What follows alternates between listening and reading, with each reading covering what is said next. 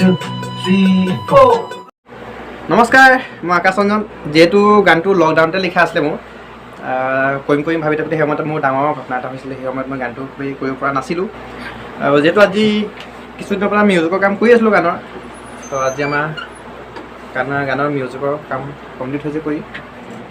যিমান পাৰোঁ অতি সোনকালে আপোনালোকৰ মাজলৈ গীতটো আগবঢ়াই দিম যাতে মৰম দিব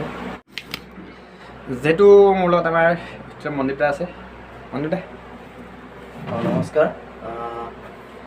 আকাশ ৰঞ্জনে খুব ধুনীয়া এটি গীত লিখিছে নিজে সুৰ কৰিছে আৰু সংগীতৰ কামখিনি মই কৰিছোঁ খুব ধুনীয়াকৈ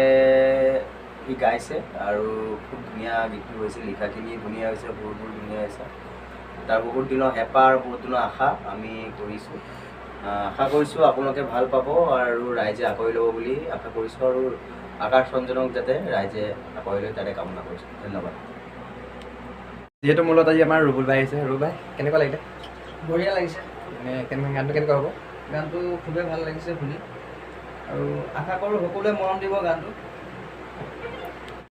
নমস্কাৰ মই আকাশ ৰঞ্জন যিহেতু গানটো বহুত কষ্টৰে লিখিছিলোঁ তো আজি আমাৰ ফাইনেলি ডাবিং হৈ গ'ল তো যিমান পাৰোঁ অতি সোনকালে আপোনালোকৰ মাজলৈ গীতটো আগবঢ়াই দিম সকলোৱে যাতে মৰম দিব আশীৰ্বাদ দিব তাৰে কামনা কৰিলোঁ ধন্যবাদ আজিলৈ